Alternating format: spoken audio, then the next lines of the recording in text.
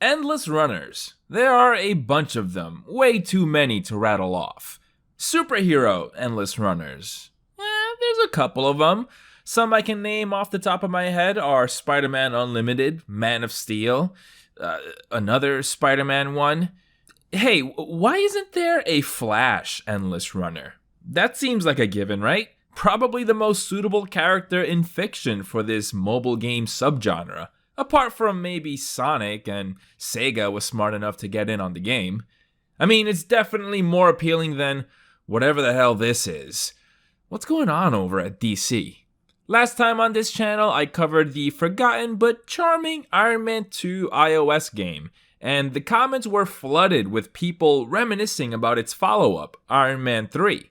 How it's the GOAT, and its peak, and other brain rot terms that I'm far too old to be using myself. I knew about the Iron Man 3 game during the time it was active, but as you would expect, this game has long been delisted like many other superhero mobile games, but I never even bothered to give it a go because it is indeed an endless runner. Endless flyer? I've just never really vibed with this genre of mobile game. I've always seen these as just a time waster. They don't really offer anything of substance, just something to keep your hands busy for a few minutes or give you a quick hit of dopamine as you check off your daily task. Spider-Man Unlimited held my attention for a little bit because, unlocking what seems to be endless variations of the web slinger is a really easy hook for comic nerds and longtime Spider-Man video game fans to get caught in. But even with that, the overly simple game mechanics and repetitive loop got stale for me a lot faster than it did for other people. I much prefer a Spider-Man Total Mayhem style of game. But this is Iron Man 3, the official game. I don't think you understand. This is the Marvel certified, Robert Downey Jr. endorsed, Kevin Feige approved, official Iron Man 3 video game. So, it has to be worth checking out, right? When a video game is bold enough to claim themselves as the official game of a movie, there's really no greater honor than, oh no.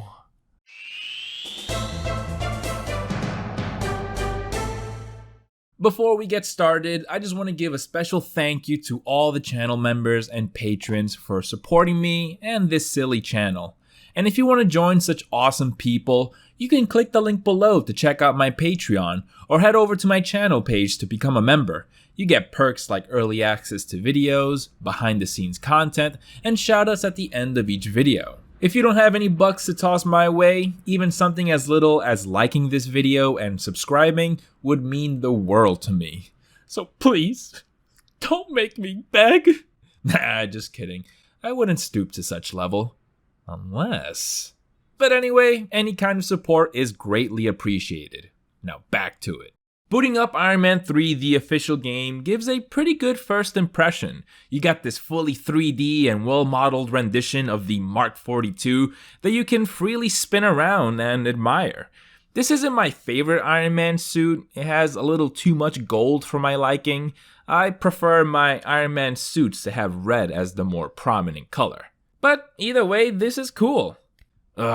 Pretty much off the bat, looking at this menu, I'm feeling trepidation because I see a bunch of live service elements that I just know are gonna plague this whole experience. Not only is this game's online component completely non-existent right now, so I can't even make use of these if I wanted to anyway, but this only means that I'm gonna have to deal with game systems that were built with microtransactions in mind. You know, like, oh, you want to build a new suit but don't have the necessary currency to do so? Well, just buy a pack of them and speed up the process. Oh, you want to level up your suit's components? Go right ahead. Yeah, you just gotta wait a little bit before it's applied. But if you want to spend a few of those precious blue gems, we'll be done with that in a snap. Did you fly into a rocket face first just as you were about to hit the required distance travel to check the mission off your list? Well, you can pick up right where you left off for a few of those precious gems. This isn't a video game to me. It's It's just this gremlin in your pocket that sucks your time away and abuses your wallet. Well, at the time that it was active. There's a greater conversation to be had here about microtransactions and how it's a predatory practice. I'm not gonna get into it here. Besides, it's a topic that's been spoken of plenty of times before by people who are smarter and more articulate than I am. To give my 2 cents, I don't think they're always terrible, as long as the things you can pay for are seen as just, little bonus cosmetic trinkets that tickle your fancy, while the base game's mechanics and gameplay loop remain fun to engage with. Like the skins in Fortnite, Marvel Rivals, and countless free-to-play games. But when the game presents you the option like, hey, you want to pay to just say that you completed the mission? You don't actually have to play the game if you don't want to, but we can make it look like you did. That doesn't instill the biggest confidence in this game's fun factor. But is there a fun factor in Iron Man 3, the official game? I can whine and complain about the microtransactions for days. Let's talk about the actual game itself. Well, to set things up, interestingly enough, this game is not adapting the events of the Iron Man 3 movie, but it is instead a sequel to the movie. Aldrich Killian, aka the Not Mandarin, has been the dust, but somehow AIM soldiers are still active and are ambushing our boy Tony. I gotta say, the voice actor for Tony here is not working for me. Of course, ever since RDJ completely redefined the character and made it his own, iterations of the character that aren't even necessarily based on the MCU version of Tony Stark still take a lot of influence from his interpretation. Obviously, the voice actor here is gonna take that route as this is an MCU-based product, but man, I feel like he completely misses the mark. He's doing the fast-talking, cocky, sort of nasally thing RDJ is known for, but it comes out as way too high-pitched and youthful in a way that doesn't fit the character at all. So he's in it for the money. I like that. Nice old school motivation.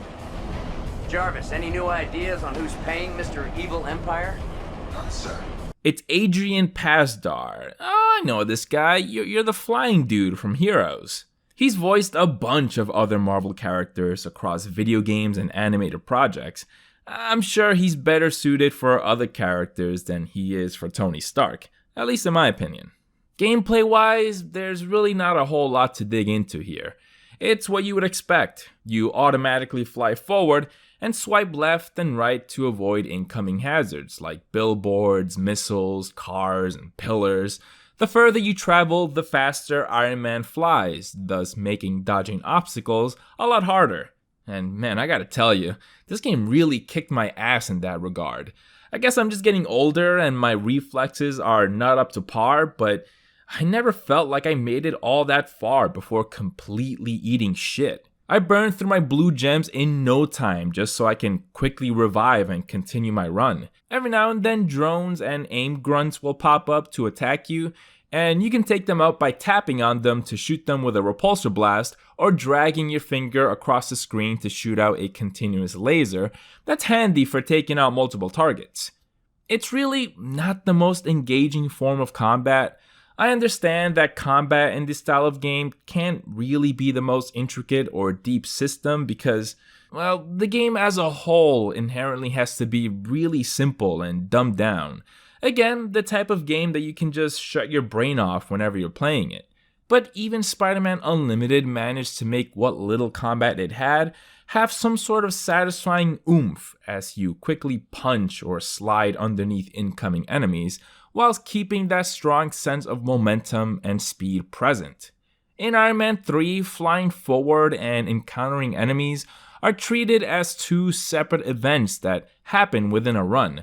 I could always tell when aim goons were about to pop up because there would always be a few seconds of just nothing happening right before they would show up. No incoming hazards, no power-ups, no Stark points to suck up, just dead air and emptiness. A very clear pause for anticipation. I wish there was more of a marriage between blasting enemies and keeping that kinetic action going together all at once that would result in a baked-in addictiveness to this gameplay loop.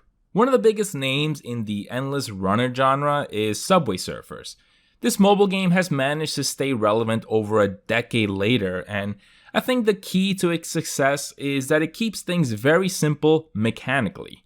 It's almost caveman-like how simple the gameplay loop is to this game, and I would say that the key to that simplicity is that Subway Surfers makes its movement system lane-based as opposed to allowing you to freely move on the x-axis like Iron Man 3 does. Because with the more freedom you have to move on the x-axis, the more the game asks you to be precise when dodging hazards.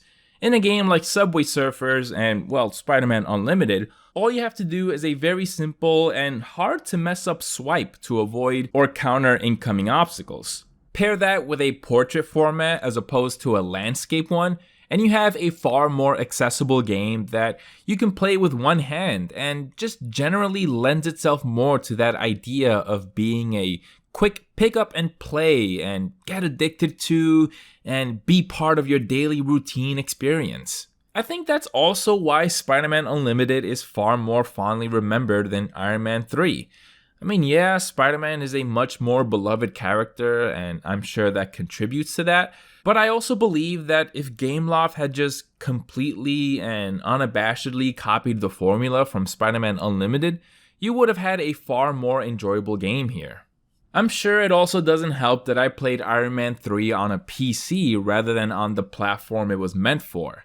Not for a lack of trying, I unfortunately couldn't get this game running on my Android device, but yeah, dragging my mouse pointer across the screen to avoid obstacles did not feel like the most intuitive way to play. Apparently this was also a big complaint from players back in the day, using your fingers to both control Iron Man's flight path and as a way to shoot enemies felt cumbersome. So they later on added gyroscope support, so you can instead steer your phone to control Iron Man.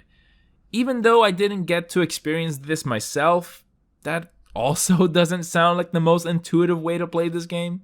Okay, that is not Robert Downey Jr. Not to say that RDJ isn't a handsome guy, but god damn, this Tony Stark is mogging the shit out of me right now. In between runs, you can switch out to different armors, and let's be real, this is the justification for this game's entire existence. It's just an excuse to showcase a bunch of Iron Man suits that no one would be able to resist adding to their digital armory. There's a bunch of different suits here, and they're not just simple color swaps. You got armors that have radically different builds from one another.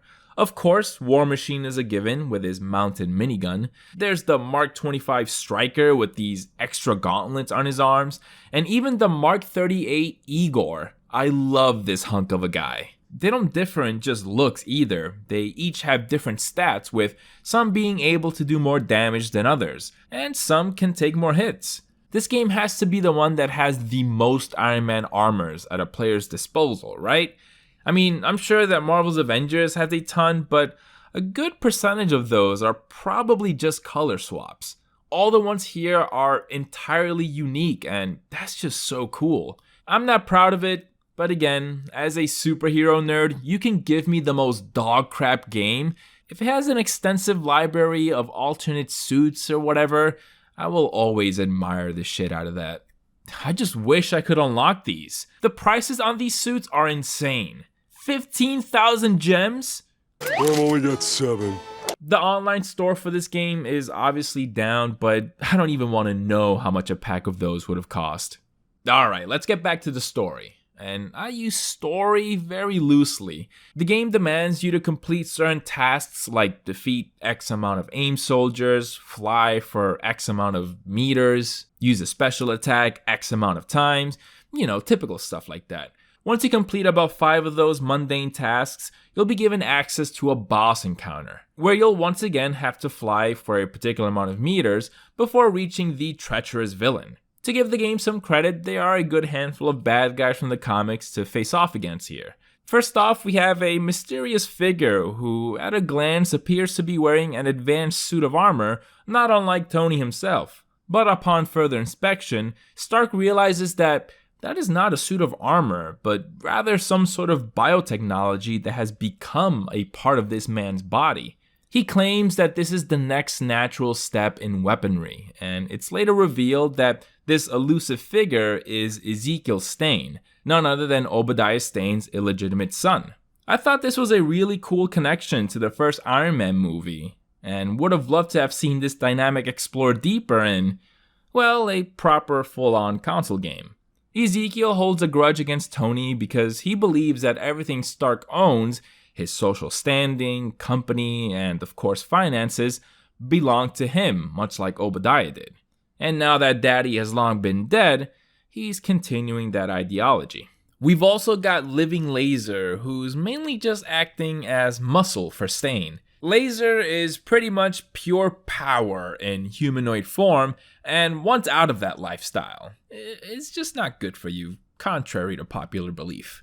Stane promised him that he'd be able to give him back his human body if he takes out Stark, of course. Classic Iron Man villain Crimson Dynamo is also here, a mantle that's been held by many characters before, though they don't specify who it is here. He has simple motivations too. He's in it for the money promised by AIM to take back the motherland that's been betrayed by their government.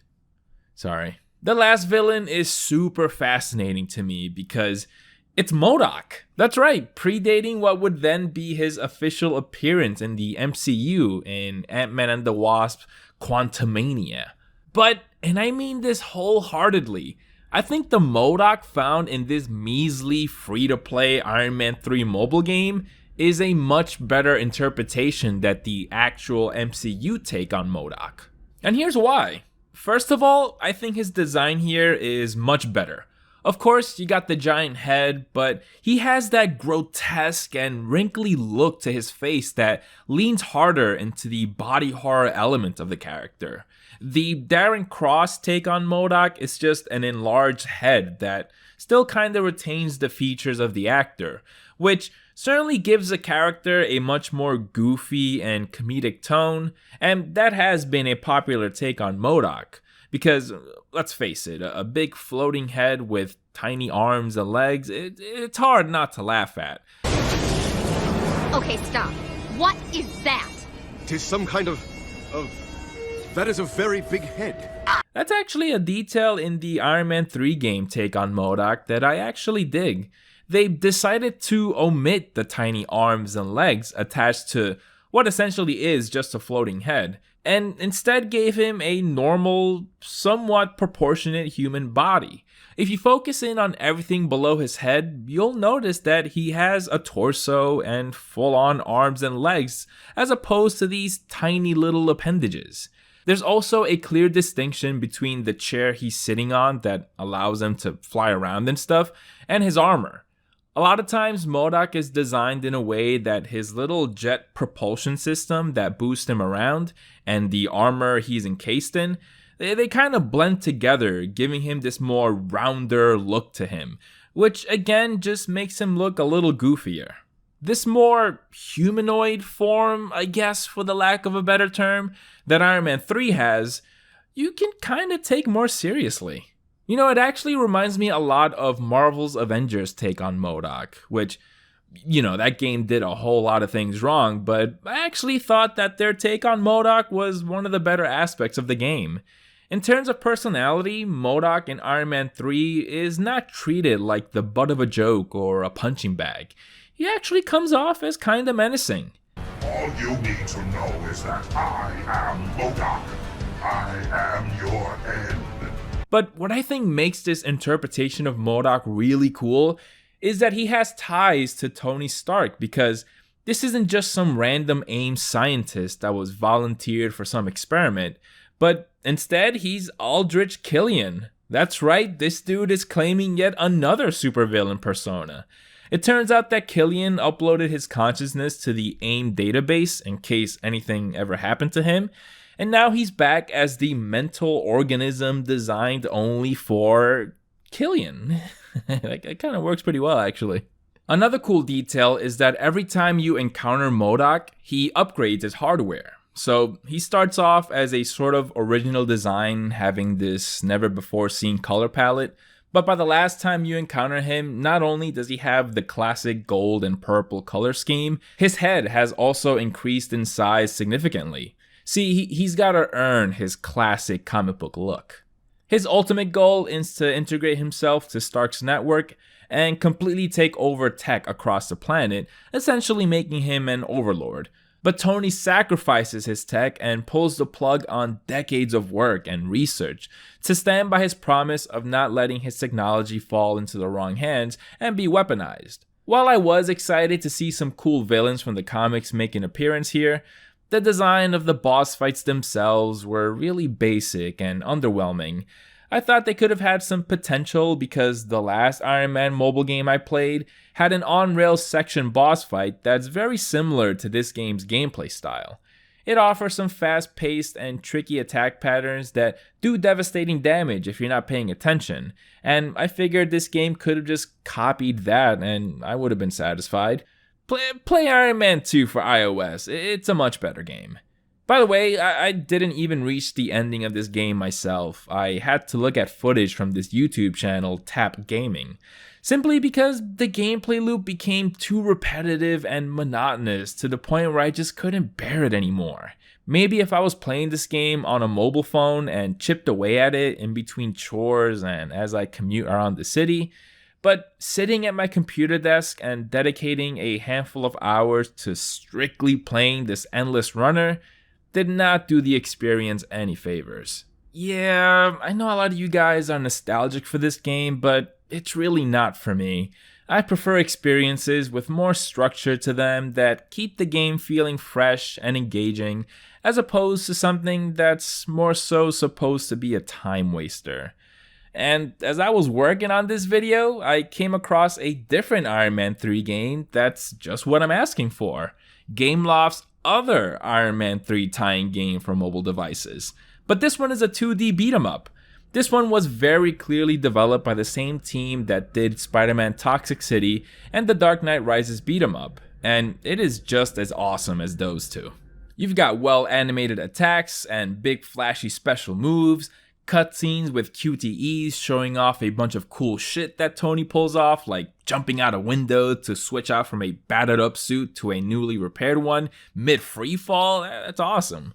Every now and then you'll get a level with a fun little gimmick to keep things fresh, like a first person shooting section, a bullet hell style flying level, a level where Tony has an incomplete Iron Man suit, so he has to run around and take cover to avoid fire from this helicopter.